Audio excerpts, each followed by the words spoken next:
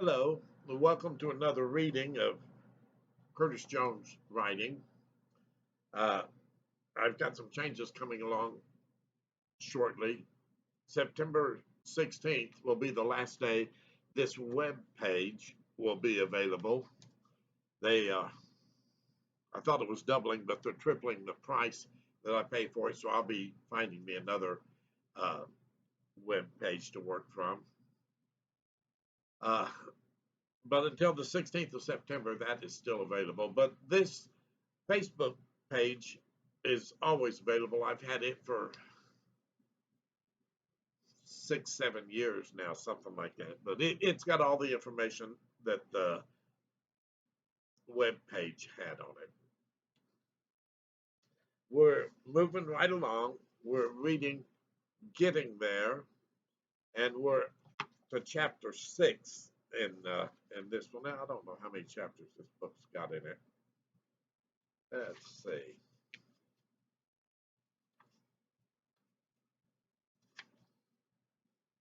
It's got 11 chapters.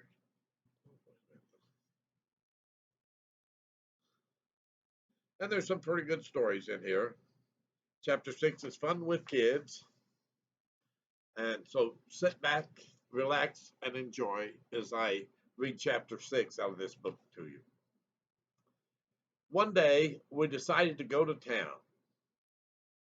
and the kids loaded up in the car, and me and Mama in the front seat. We took the kids everywhere we went when we didn't, even when we didn't want to. We just took them with us. They understood that as a family, we generally all traveled together. We lived at the highest point in the eastern portion of Oklahoma called Workman's Mountain. Its elevation was about 1,000 foot above the surrounding countryside.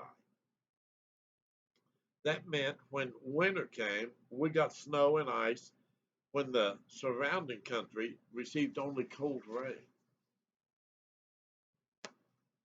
It was a cold day in December, and it was a chance of snow tomorrow.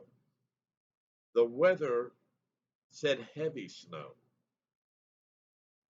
We decided we would go to town to retrieve supplies, and especially cigarettes. At that time, I smoked.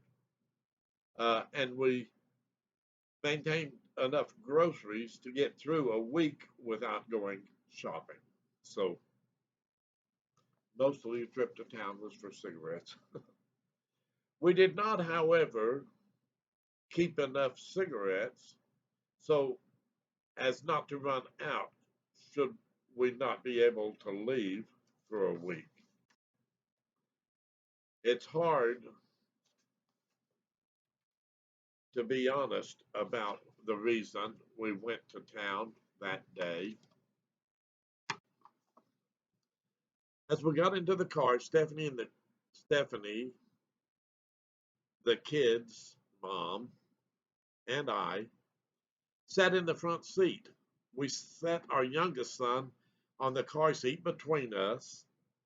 That was legal in the 70s. All of our children were under 7 years old. The oldest boy, 6 years old. The next oldest boy was 5 years old. The two youngest were a daughter that was 3 years old and a baby boy that was 1 year old. The three oldest children bounced around in the back seat, all of that old station wagon, looking from one window to the next. If me or their mom said anything about what we had seen out the window, all the children were on that side of the car with their faces pressed against the window. We lived 3 miles off of the pavement and all uphill, and most of it steep. The road curved in both right direction and left direction, making it making at times a very sharp turn as we drove. There was always something to see on both sides of the road driving through a forest. This dirt road had some very rough spots on it as well. When the road became icy, it was more treacherous. On this particular day, we have had some light rain that froze on contact with the road and with the trees. We started the car and let it warm up so that we would be comfortable on the trip to town. We we sat and talked while the car warmed up, and the children, as always, had their ears inclined to our conversation. This has always been the way of children, and most likely always will be. We spoke of things that we needed, we spoke of things we wanted, and we spoke of things that we wished for but couldn't get today. Pardon me. The oldest boy charmed chimed in with the things that he wished for, starting with a new bicycle. He was followed by the second oldest, who was very enthusiastic about a Hot Wheels track. It wasn't that far from Christmas, and all of the children's minds were set on what they might receive. Our little girl wanted an easy bake oven, and the baby said nothing.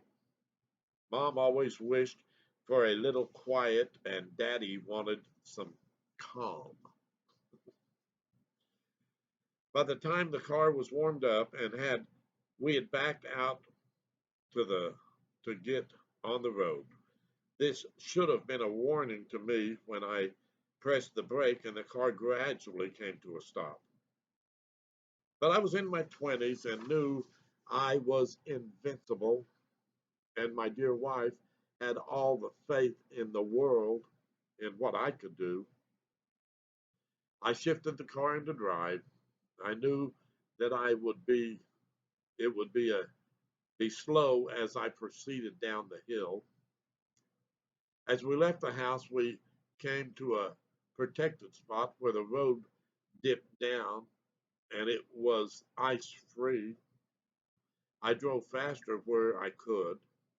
The oldest boy was leaning across my shoulder looking out at the road ahead. I thought that he might be paying attention to the conditions of the road, and I asked him, "Do you think I'm going too fast?" His reply to me was simply, "It sounds like something my father would have said." With calmness in his voice and without changing the expression on his face, he tilted his head a little to the left and looked at me right in the eye and said, "It's your car, drive it how you like." I wondered at the maturity of a statement like that from a 6-year-old boy. I told my wife that our son spent too much time with his grandfather. She agreed that could possibly be the reason he talked like that. Our children seemed to mature faster than I did, but they had grandparents that they played with nearly every day. I was never raised around my grandparents and only had a grandfather by the time I was 6. I've matured rather slowly and hope someday to reach maturity. As we continued down the hill, the road would slope to one side and then the other. As we descended, the road had spots of ice. We would slide slightly and be able to correct it because the road was not iced all over. To my surprise, the further down the hill we went, the more frozen and slick the road became. I slowed my pace even further in hopes of having a safe trip. The next curve I went around, I found the car nearing the right hand ditch. There was a car already in that ditch. For this reason, I had to drive toward the left side of the road, hoping the slope might pull me toward the other ditch.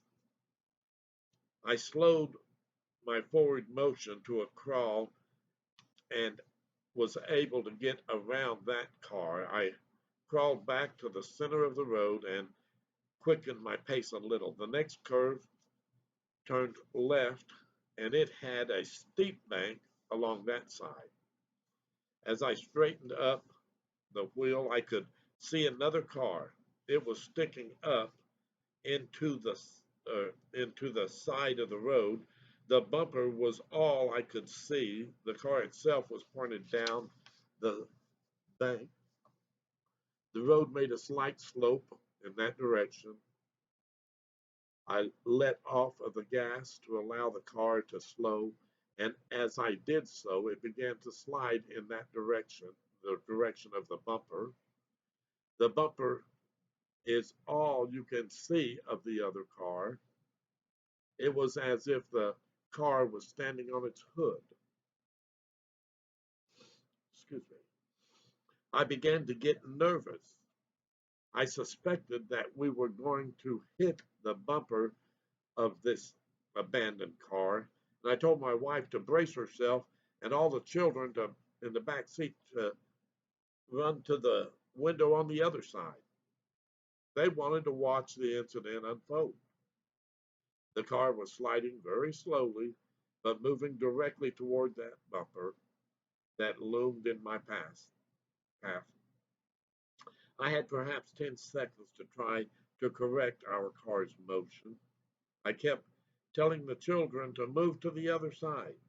I wasn't sure if the bumper would hit the window.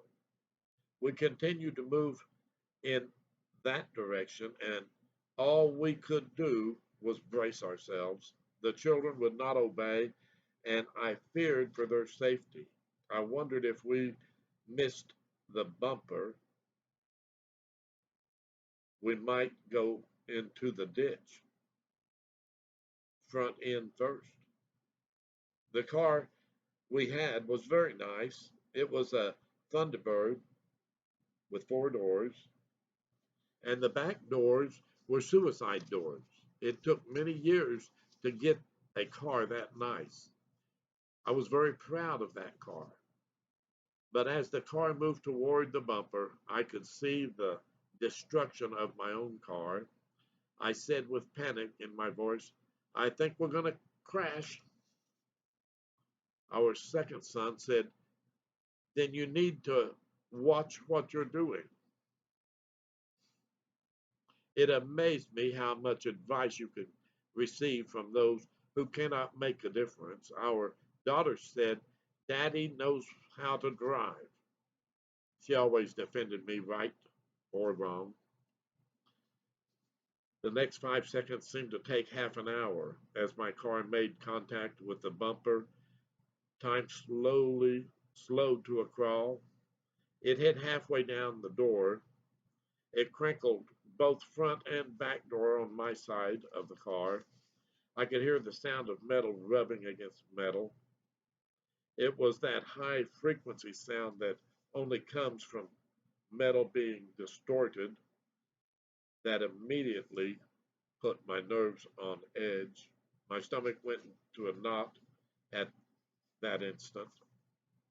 I was afraid that my children would be harmed.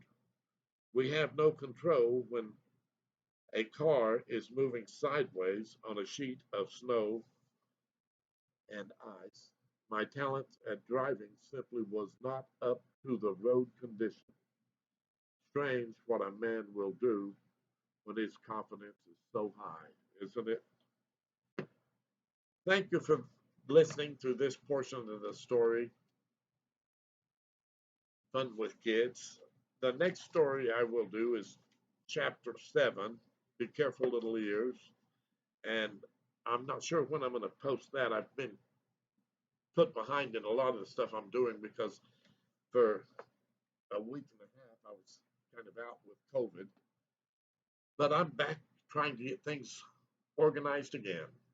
Thank you for your support and for watching. Tell your friends about it. Remember, this web page will be gone by the 16th of September, but my YouTube page has been there for about 6 or 7 or 8 years, and it will still be there. I will eventually get another uh, page on the web, but for now, going from $50 to $160 is just more than I want to do to keep that page. God bless you and keep you, and thank you for being with me. Take care, and we will see you the next time.